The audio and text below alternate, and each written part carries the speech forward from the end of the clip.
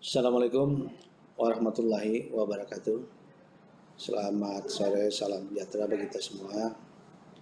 Kembali pada sore hari ini, kami dari gugus tugas percepatan penanganan COVID-19 Provinsi Kalimantan Selatan menyampaikan beberapa berita terkait dengan update penanganan COVID-19 di wilayah Provinsi Kalimantan Selatan pada hari Selasa 2 Juni tahun 2020. Dan saat ini tercatat orang dalam pemantauan sebanyak 785 dan ada beberapa fluktuasi baik menambah kadang berkurang, dan pada sore ini terjadi penambahan 16. Kemudian dalam pengawasan pasien saat ini berjumlah 207 dan terjadinya perubahan-perubahan PDP ini diantaranya adalah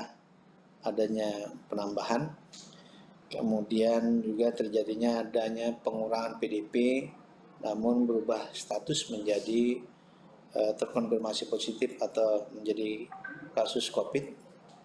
Oleh karena itu ada penambahan. Jika kita bandingkan dari hari kemarin yang jumlahnya 201, sekarang menjadi 207. Nah, perubahan itu diantaranya adalah terdapat tiga kasus yang terkonfirmasi positif dari status PDP. Kemudian juga ada penambahan PDP baru sebanyak 8. Dari 8 ini terdistribusi diantaranya ada penambahan PDP 2 dari Rumah Sakit Ratu Jeraha asal Kabupaten Banjar, kemudian ada 6 yang saat ini dilakukan di dalam karantina secara khusus di beberapa wilayah, 3 di Kabupaten Banjar, 2 di Balangan, dan 1 di Hulu Sungai Utara. Oleh karena itu saat ini jumlah pasien dalam pengawasan yang dirawat di beberapa rumah sakit maupun dalam karantina khusus diantaranya adalah 37 pasien dirawat di Rumah Sakit Ulin, kemudian 30 pasien di Rumah Sakit Ansari Saleh, 10 pasien di Sultan Suryansa, 15 pasien di Rumah Sakit Suaka Insan, 12 pasien di Rumah Sakit Islam Banjarmasin, 8 pasien di Rumah Sakit Bayangkara, 13 pasien di Rumah Sakit Ratu Jeleha, kemudian masing-masing juga ada 9 pasien dari Sari Mulia dan Indaman, kemudian ada beberapa yang juga di karantina secara khusus di Banjarmasin ada 12, dan masing-masing 5 di Rumah Sakit Bu Yasin dan Hasan Basri. Rumah Sakit Ciputra ada 6, ada 5 di Rumah Sakit Datu Sanggul, 4 di Rumah Sakit Balangan, 2 di Rumah Sakit Pertamina, dan masing-masing 1 di Rumah Sakit Abdul Aziz maupun Rumah Sakit Murai di Tabalong. Kemudian ada 9 yang dilakukan karantina secara khusus di Balangan, ada 3 di Banjarbaru dalam karantina secara khusus, kemudian ada 3 pasien juga yang di karantina di Hulu Sungai Utara, 2 di Hulu Sungai Tengah, dan di Kabupaten Banjar ada 6. Kemudian yang terkonfirmasi positif saat ini sebanyak 969 kasus. Ada penambahan dari kasus sejumlah 969 ini, di mana penambahan konfirmasi positif sebanyak 21 kasus. Dari 21 kasus ini, 781 kasusnya di dalam perawatan, kemudian jumlah yang meninggal total hari ini menjadi 89 dan sembuh 99. Penambahan kasus dari 21 ini diantaranya 3 berasal dari pasien dalam pengawasan, yaitu 1 dari Rumah Sakit Bayangkara asal Banjarmasin, 1 dari Rumah Sakit Suaka Insan dari Banjarbaru, kemudian yang dikarantina secara khusus di Balangan.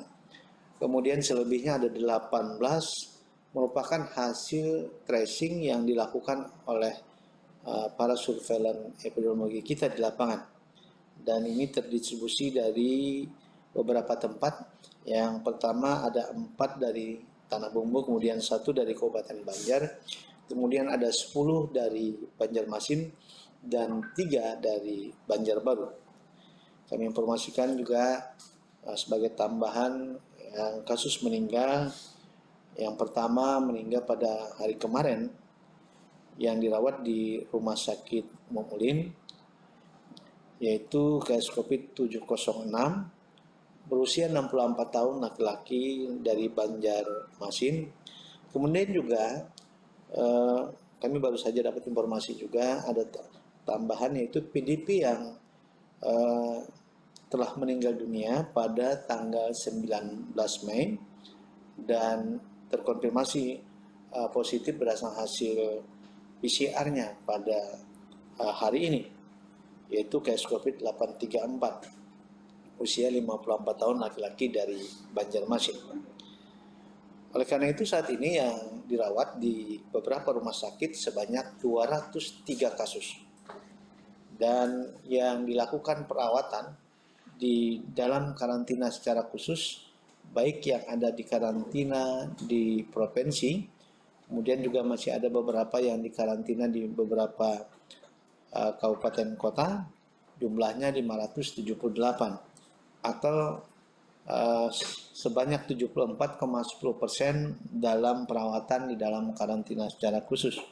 Kondisi pasien ini dalam kondisi yang stabil dan hampir tidak memiliki gejala-gejala berarti. Oleh karena itu, perawatan-perawatan secara khusus ini diharapkan agar dapat segera diselesaikan dengan menunggu beberapa kali pemeriksaan swab-nya. Apabila 2 kali pemeriksaan swab secara berturut-turut hasilnya negatif, maka kami katakan sudah tidak lagi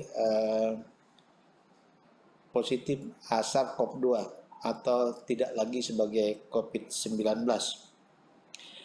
Dari 203 kasus tadi dirawat di beberapa rumah sakit, diantaranya 82 kasus di Rumah Sakit Ulin, kemudian 54 kasus di Rumah Sakit Muhammad Ansari Saleh, 18 kasus di Bayangkara, Rumah Sakit Idaman sebanyak 26 kasus, kemudian 5 kasus di Ratu Jaleha, 5 kasus juga di Rumah Sakit Abdul Aziz. Selanjutnya masing-masing ada 3 kasus di Sultan Suriansah, Ciputra, dan Suaka Insan. Kemudian masing-masing 1 kasus dirawat di Rumah Sakit Damanhuri, Pambalah Batung, kemudian Rumah Sakit Datu Sanggul, dan Rumah Sakit Boyasin. Demikianlah beberapa informasi terkait dengan kondisi pasien, baik yang terkonfirmasi positif atau masih dalam pengawasan yang dirawat di beberapa rumah sakit maupun di dalam karantina khusus. Kondisi-kondisi pasien yang di dalam perawatan rumah sakit memang masih memerlukan perawatan-perawatan yang lebih intensif. Oleh karena itu kita doakan agar para petugas-petugas kita di rumah sakit dapat memberikan pelayanan yang optimal sehingga kesembuhan terhadap pasien ini dapat dilakukan dengan sebaik-baiknya. Itulah beberapa informasi yang dapat kami sampaikan. Kemudian juga ada satu pertanyaan dari wartawan yang diajukan kepada gugus tugas terkait dengan fasilitas karantina khusus yang disiapkan. Di antaranya adalah di asrama haji. Dengan adanya informasi yang menyatakan bahwa tahun ini keberangkatan haji ditunda, karena itu fasilitas asrama haji itu dapat dimanfaatkan. Ini pertanyaan dari wartawan.